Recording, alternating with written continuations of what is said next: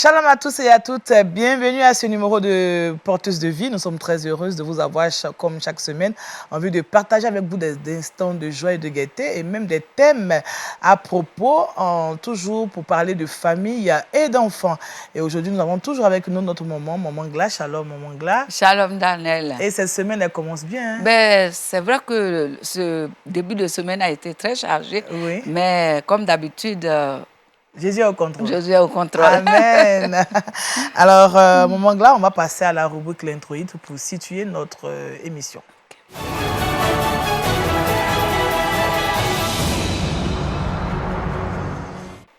À mon tour, chers frères et sœurs, je vous dis shalom et vous exprime vraiment la joie de vous retrouver encore cette semaine. Et vous le savez, chaque fois que nous nous retrouvons, nous parlons de famille, nous parlons de couple.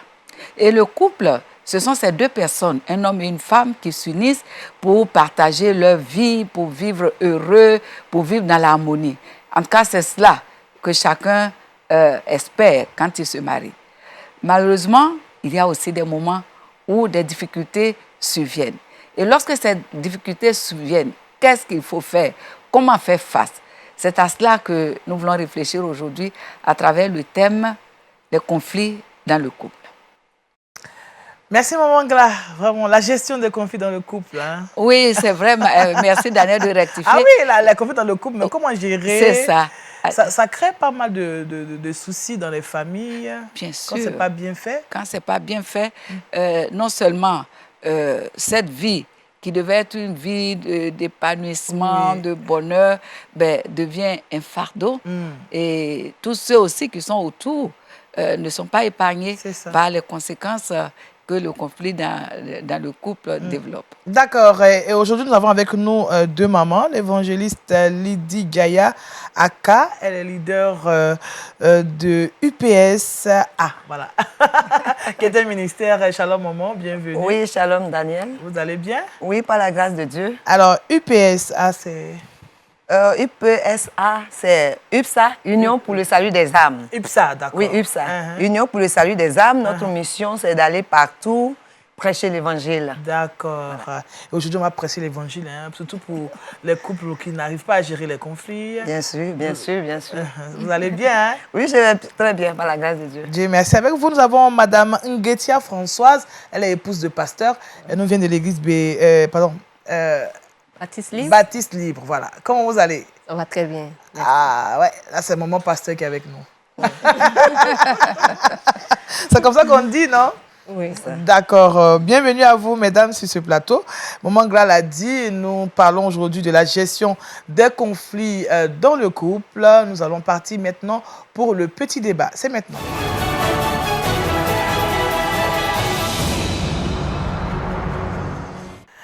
Voilà, maman Gla, pour le petit débat, on parle de ce sujet, la gestion des conflits. Alors, qu'est-ce qu'on peut comprendre déjà par la gestion des conflits?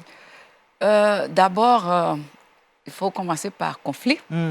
Conflit, ce sont ces situations où les deux conjoints ne s'entendent pas pour pouvoir parler le même langage. Et parfois, les choses peuvent dégénérer jusqu'à créer une sorte de mur, de blocage dans les relations. C'est donc une sorte d'opposition sur des questions et pourtant qui font partie de la vie du couple. D'accord. Maman Jaya? Oui. J'entends par gestion des conflits, la recherche de solutions.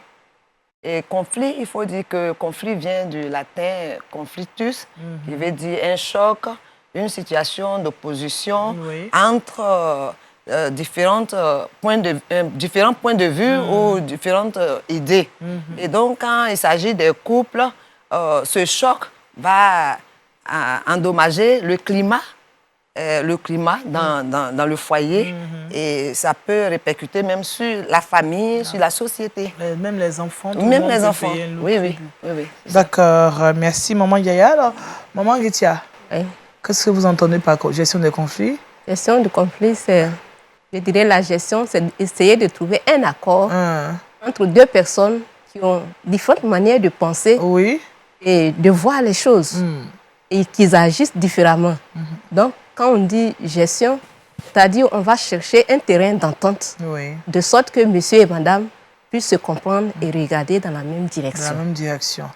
Merci, maman Nguetia. Maman Ngla, j'ai apprécié tout à l'heure votre intervention. Il y a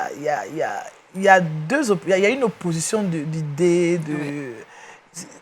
Généralement, ça vient d'où, cette opposition d'idées? On se dit que quand on est marié, on se connaît, on a des idées de marcher ensemble, donc on a eu quand même le temps de gérer ça. Ben, quoi qu'on en dise, ce sont quand même deux êtres humains. Même si le fait d'habiter ensemble, au fur et à mesure, on se découvre, on se comprend, mais on reste quand même des êtres, chacun à part entière. Et il y a des sujets, notamment l'éducation des enfants, par exemple la gestion des ressources dans le couple, ou la gestion même des autres membres de la famille. Alors, ces situations-là peuvent parfois susciter une sorte d'antagonisme où monsieur a un point de vue, madame a un autre point de vue. Et si, évidemment, la solution n'est pas trouvée, que chacun campe sur cette position, on imagine bien les conséquences que cela peut avoir. Et c'est pour ça que le thème, comme les autres mamans l'ont abordé, ici, il s'agit de chercher à trouver des solutions, à sortir de ces situations d'opposition. D'accord. Alors, comme Maman Ngla l'a dit, Maman Njaya, généralement, que sont les sources de conflits? Oui, merci Daniel. Je pouvais dire qu'il y a beaucoup de sources de conflits. Comme maman venait de le dire, nous avons été éduqués de différentes manières et nous avons décidé de vivre ensemble. Et donc, il y a des difficultés qui surviennent. Par exemple, dans le couple, si le couple est basé sur le mensonge, il va sans dire qu'il y aura des conflits. Aussi, il faut parler de l'ingérence de la belle famille, qui peut être source de conflits aussi. Il y a aussi la gestion des rapports sexuels, qui peut être aussi une source de... Normalement, on devait s'entendre. Oui, mais s'il n'y a pas d'harmonisation, monsieur, l'excès des rapports sexuels peut créer des conflits dans le foyer. La recherche de profit également. Voilà, si on se marie par intérêt, il va sans dire qu'il y aura aussi des conflits. Donc, voici un peu les sources de conflits qu'on peut énumérer ici. D'accord, dans la famille. Alors, maman pasteur, maman Nguetia, vous êtes épouse de pasteur. Tout à l'heure, maman Njaya a relevé un fait. Le sexe peut être source de conflit. Bon, ça, là, je ne sais pas. Bon, comment on peut expliquer ça? Est-ce que c'est normal? Bon, dites-nous aussi ce que vous savez par rapport aux sources de conflit. Je dirais que les rapports sexuels ou la vie sexuelle dans le couple peut être aussi source de conflit, en ce sens que si madame ou monsieur a sa façon de vivre sa vie sexuelle, que madame ne partage pas, il n'y a pas un terrain d'entente, ça va créer des conflits. On se dit que c'est des choses dont on parle avant le mariage, puisque s'il y a préparation, si on parle de couple chrétien. Évidemment, le couple chrétien, nous n'avons pas de rapport sexuel avant le mariage. Oui, mais on en parle quand même. Oui, on en parle. Et la plupart du temps, quand les jeunes sont fiancés, quand on demande de faire des lectures, la plupart du temps, les hommes ont tendance à dire « Pour donner à ma fiancée, elle va lire. Pour donner à ma fiancée, elle va lire. » Elle a acquis une certaine connaissance de la vie sexuelle, tandis que l'homme, ce n'est pas le cas. Donc maintenant, dans le couple, quand il faut passer maintenant à l'acte réel, on se rend compte que monsieur ne sait pas qu'il faut préparer madame avant le rapport sexuel. Et quand c'est comme ça, quand la femme va préparer, elle pense que c'est un abus qu'on fait d'elle. Dans ce cas, ça devient un problème. Elle va refuser le rapport sexuel parce qu'elle n'est pas satisfaite, parce qu'elle n'est pas préparée. Donc, elle refusera. Et ça va créer des désaccords dans... Ça doit être grave, ça, maman. Ce point est tellement important. Vous savez, l'homme est constitué différemment de la femme. Souvent, les attentes de l'homme ne sont pas toujours dans les mêmes... je veux dire, dans les mêmes proportions, si je peux utiliser l'expression. Et parfois, la femme peut trouver qu'elle est fatiguée, qu'elle n'est pas prête. Et donc, ça aussi, c'est frustrant pour l'homme et ça peut être source de conflit. Vraiment. La gestion des conflits dans le couple. Alors qu'est-ce que la Bible nous enseigne? Qu'est-ce que la Bible nous dit par rapport à la résolution des conflits? Est-ce qu'il y a quand même des exemples bibliques qui peuvent aider un couple qui peut-être traverse ce moment à pouvoir résoudre ces conflits, maman? Alors, d'abord, bon, je pourrais peut-être dire, avant même d'entrer précisément dans l'aspect biblique, je dirais par exemple que quand il y a conflit, il faut avoir le courage de s'asseoir et d'en parler. Donc, la communication. D'accord. Ça, c'est un des aspects importants pour pouvoir gérer ces conflits. Parce que si on ne s'exprime pas, on ne se parle pas, chacun reste convaincu de sa position, de la raison, parce que c'est fondé à son point de vue. Oui. Et c'est la communication qui peut aider. Alors, au niveau de la parole de Dieu, pendant que tu poses cette question, le passage qui me vient à l'esprit, c'est Colossiens 3, 13. Parce que ce verset dit, si l'un a sujet de se plaindre de l'autre, pardonnez-vous mutuellement, comme le Seigneur vous a pardonné. Pour dire que, effectivement, dans les relations, il peut y avoir des situations où un n'est pas content de l'autre, où un a de quoi reprocher à l'autre. Mais la voie qu'il faut emprunter, c'est d'aller d'abord par la communication pour comprendre la difficulté et avoir le courage de demander pardon et aussi de donner le pardon à celui qu'on estime être la source de notre frustration. Amen. Maman Jaya. Oui, alors, pour ajouter à ce que maman vient de dire, on peut prendre aussi Éphésiens 4, verset 26, qui dit, si vous vous mettez en colère, que ne péchez pas, que le soleil ne se couche pas sur votre colère. Alors, étant des chrétiens, lorsque surviennent les conflits dans le foyer, lorsqu'on n'est pas content, il faut se référer à la parole de Dieu pour ne pas pécher. C'est-à-dire ne pas aller à détruire l'harmonie conjugale. Parce que parfois, on va jusqu'aux mains. Vraiment. Et puis aussi, je pourrais parler de Hébreux 12, 14 qui dit « Recherchez la paix avec tous ». Moi, je pense que ce verset concerne aussi les couples. Chaque couple doit savoir qu'il doit rechercher la paix. Je dois rechercher la paix dans mon foyer. L'autre dit, je dois chercher la paix dans mon foyer. L'intérêt de l'autre. Ainsi, si nous référons à la parole de Dieu, nous allons réussir à résoudre nos problèmes. Parce que la Bible nous demande de vivre en paix. En paix. D'accord. Donc, je pense seulement autour de nous, mais surtout dans le foyer. Voilà, dans le foyer. Dans le foyer, il faut vivre aussi la paix. Parce que Dieu lui-même est la paix. Et donc, si nous vivons... Il faut noter que l'Église même commence dans les foyers. Donc, s'il n'y a pas de paix dans le foyer, il va se dire qu'à l'Église, ça ne va pas marcher. Donc, il faut commencer à la maison. Voilà pourquoi il faut vivre d'abord la paix à la maison. Il faut vraiment être mûr dans la parole de Dieu. Parce qu'il ne faut pas s'attarder à se marier comme ça. Mais il faut avoir une base au moins pour pouvoir gérer les conflits qui vont survenir dans le foyer. Donc, c'est important la maturité spirituelle. Connaître la parole de Dieu et se référer à la parole de Dieu lorsque les conflits surviennent. D'accord. Merci, Maman Gaïa. Alors, Maman Nguetia, je pense que dans la formation même des jeunes fiancés, il y a quand même un chapitre de gestion de conflits, non? Oh, je dirais que moi, je pense à Matthieu 18. Oui. Où Jésus même parle du pardon. Si un frère a quelque chose contre l'autre, qu'il parte voir son frère et qu'ils essaient de régler le problème. Et même quand Pierre lui a posé la question, combien de fois je dois pardonner à mon frère, il a dit 70 fois, 7 fois. Pour dire que c'est vrai que ce n'est pas écrit, je dirais noir sur blanc, pour dire que si monsieur et madame, il y a problème d'argent, voilà comment vous devez gérer.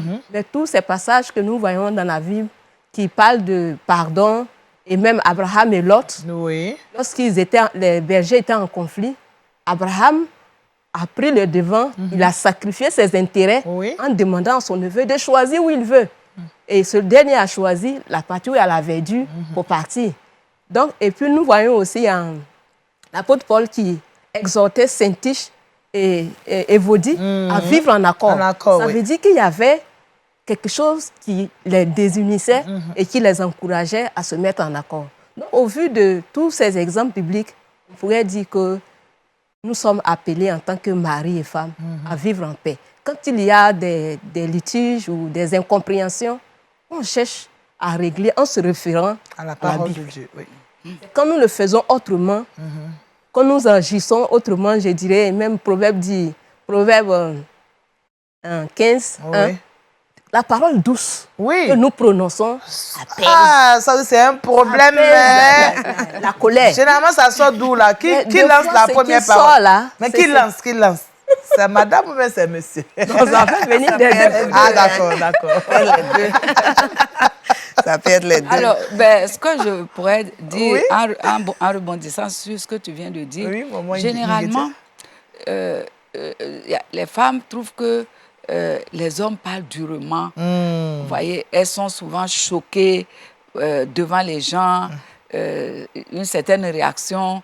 Et il faut, en tout cas, autant que possible, il faut éviter de vouloir tout de suite, je vais dire, répondre. Oui. Il faut pouvoir supporter, il faut pouvoir garder son calme, même si à l'intérieur, ça boue. C'est difficile. Et en tout cas, trouver toujours un cadre pour en parler.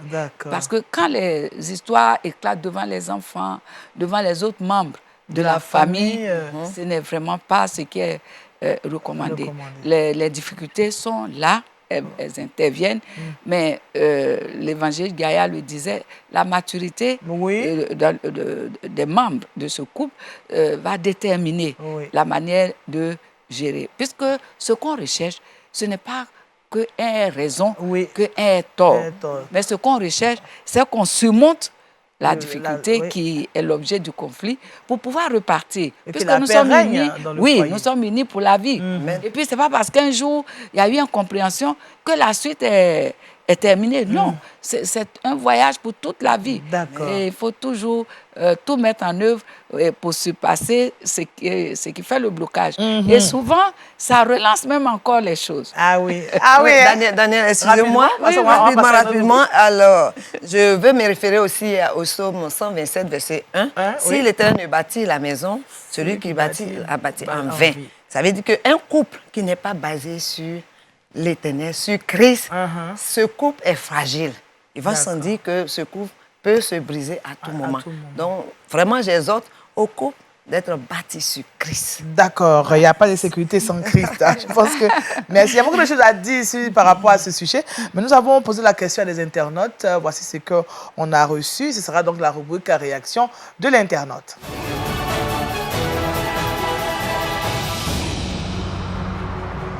Alors, nous avons reçu juste ce petit courrier. Shalom, je suis Angèle. Mon époux et moi avions ces derniers temps des disputes et parfois je n'arrive pas à me contenir. Étant chrétienne, je ne veux plus vivre cette atmosphère. Que faire? Enfin, Angèle veut savoir comment elle peut faire. Qu'est-ce qu'elle doit faire pour éviter ou bien pour ne même pas avoir de conflit avec son époux? Comment l'aider? L'idéal, c'est de ne pas du tout avoir de conflit. Mais la vérité, ce n'est pas possible. Parce que nous sommes des êtres humains. Parfois même, l'autre pose un acte, pas forcément dans le but de te faire forcément mal. Mais la chose peut te parvenir d'une manière où toi, tu peux prendre la chose en mal. Alors, donc, un couple où il n'y a pas de conflit, je préfère le dire à Angèle pour l'encourager, ça n'existe pas. Même les couples qu'on voit, on les voit ensemble, on les voit toujours avec le sourire, on ne les a jamais entendus élever la voix, mais il ne faut pas croire qu'il n'y a pas de conflit. Il y en a. Seulement, il faut vouloir dépasser, il faut vouloir aller de l'avant et non s'arrêter là parce qu'on m'a fait quelque chose qui m'a fait mal. Et généralement, quand la femme comprend, ça, en réalité, c'est l'homme qui est le chef de la famille. Mais beaucoup de choses reposent sur la femme pour l'équilibre du couple. Et donc, la prière. C'est une arme puissante dans la résolution des conflits dans le couple. Et on rappelle le principe aussi de la soumission. Oui. Ça aussi. La femme doit être soumise. Voilà, il faut qu'elle comprenne que dans cette gestion, il ne faut pas qu'elle cherche toujours un droit qui doit être réparé immédiatement. Parce qu'elle s'est sentie lésée. D'accord. Merci, Maman Gla. Maman Getia, comment on fait pour aider Angèle qui dit qu'elle ne veut plus vivre cette atmosphère, vraiment, elle ne veut plus faire palabre? Je dirais qu'elle doit se référer à la Bible, comme on l'a dit. Quand il y a ces situations, il faut se référer à la Bible. La Bible dit qu'autant cela dépend de vous, soyez en paix avec tout le monde. Donc, quand le mari réagit violemment, il faut qu'elle ait la maîtrise de soi dans sa réaction. Quand elle va réagir, quelles sont les paroles qu'elle va faire prononcer? Comme maman le disait, le conflit, pour dire qu'il n'y a pas de couple sans conflit. Chacun vit son conflit d'une manière ou d'une autre. Le conflit n'est pas vraiment une mauvaise chose en soi. D'accord. Ça devient mauvais lorsque nous gérons mal le conflit, sans se référer à la Bible. Mais lorsque nous gérons le conflit en se référant à la Bible, ça nous permet même de glorifier encore le nom du Seigneur et de ressembler davantage à Christ. Christ, lorsqu'il est injurié, il ne rendrait pas l'injure. Non. Et lorsqu'il était menacé ou il était maltraité, il ne donnait pas le coup en retour. Donc si la sœur, elle se dit que quel que soit ce que mon mari va dire, je veux ressembler à Christ. Je veux faire comme Christ. Amen. Ma raison d'être, j'aime Dieu et je veux glorifier son nom en tout temps. Si tel est son désir le plus ardent, il aura des fruits de bonnes paroles, de paroles douces et des réactions qui vont améliorer leur relation. Amen. Donc, à elle de prendre la décision de glorifier le nom du Seigneur en ne répondant pas violemment, mais en cherchant toujours à glorifier le Seigneur. Quand même ça fait mal, de se remettre au Seigneur, comme Christ se remettait à Dieu quand ça n'allait pas. C'est un peu ça, je peux lui dire. Merci, Maman Getia. Alors, Maman Gaïa. Oui, je pouvais dire à la sœur, Angèle. Oui, Angèle, je pouvais lui dire qu'il faut dire que pour rentrer dans un mariage, il faut que les deux partenaires sachent que la réussite de ce foyer dépend des deux. C'est ça. Voilà. Donc, si la réussite du foyer dépend de moi, parce que chacun a son rôle. La Bible dit, la femme sage bâtit sa maison. Donc, je voudrais dire à Angèle que quand Dieu dit la femme sage bâtit sa maison, cela ne veut pas dire qu'il n'aura pas de difficultés. Mais elle utilise la sagesse que Dieu lui aurait donnée pour pouvoir bâtir. Et quand on regarde dans 1 Pierre 3, la Bible nous demande, nous les femmes, d'avoir un bon comportement, et une bonne réaction. Même si nos maris connaissent pas le Seigneur ou bien qui se comportent mal, à cause de notre bon comportement, ils peuvent changer. Je dirais que le foyer est basé beaucoup sur la femme. Parce que là, on n'a pas dit l'homme qui a trouvé une femme a trouvé le bonheur. On dit...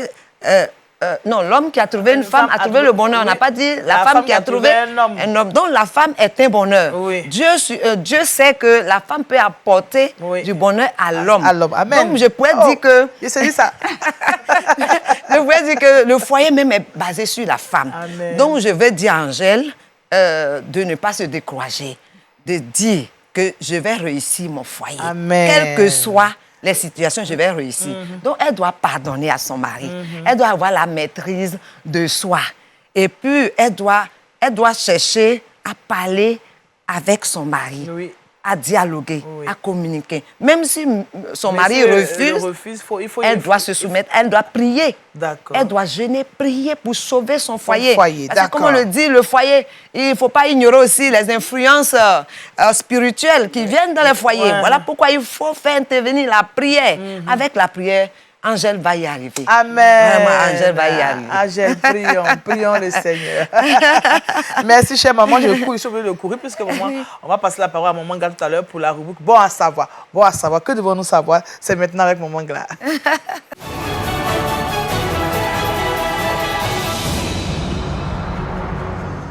Maman Gla, nous devons savoir quelque chose avant de partir. Oui, nous avons parlé de conflit. Souvent, on vient dans le foyer avec beaucoup de rêves. Et puis quand on est face à certaines réalités, on a tendance à être déçu. Non, les conflits font partie de la vie du couple. Seulement, c'est celui qui est l'auteur du couple Dieu lui-même, qui est le fondement du couple. C'est avec lui, c'est par lui que les problèmes sont résolus. Alors, en cas de difficulté, se référer à ce que nous venons de dire sur ce plateau, la communication, le pardon, la soumission, en tout cas du côté de la femme, et surtout, et toujours la détermination à dire « je n'accepterai pas de laisser tomber, mais mon couple doit réussir. » Amen. On ne fuit pas sa responsabilité, comme dirait une maman. Aller jusqu'au bout. Une maman me disait, non, les jeunes ne fuyez pas vos responsabilités. Même quand c'est chaud, essayez d'éteindre le feu puis rallumer un peu. C'est ça le foyer. Alors, nous sommes déjà au thème de cette émission. On ne partira pas sans prier. On va demander à l'évangéliste Gaïa de nous confier au Seigneur avant de partir. D'accord. Seigneur, nous te bénissons cette nuit au nom de Jésus-Christ. Merci d'avoir institué le couple, le foyer. Éternel, nous voulons te prier sur ce plateau afin que tu nous donnes la sagesse, tu nous donnes de pouvoir réussir nos foyers, d'encadrer les jeunes, à pouvoir réussir le couple, car c'est merveilleux de vivre en couple. C'est cela que, Seigneur, nous voulons ce soir te recommander tous les couples qui nous ont écoutés, afin que les couples qui ont des difficultés, Seigneur, ton onction les touche pour libérer leur foyer au nom de Jésus-Christ. Que tous les couples qui nous regardent, je prie que l'Esprit Saint aille libérer leur foyer de toute influence diabolique, de toute ingérence. Éternel, merci. Béni sois-tu pour Angèle, Daniel qui nous reçoit. Béni sois-tu pour Mangra, béni sois-tu pour mon pasteur. Et que, Seigneur, ton nom seul soit glorifié à jamais. Merci, Seigneur, au nom puissant de Jésus-Christ de Nazareth. Amen. Amen. Merci à maman Gaïa, je rappelle qu'elle est évangéliste. Merci à maman Anguetia Françoise pour votre rapport à cette émission. Puis surtout, grand merci à maman Gla pour ses conseils avisés et à toute l'équipe qui nous a permis d'être chez vous. En espérant vous retrouver la semaine prochaine, nous prions que Dieu vous garde et surtout qu'il veille sur vos différents foyers. Au revoir.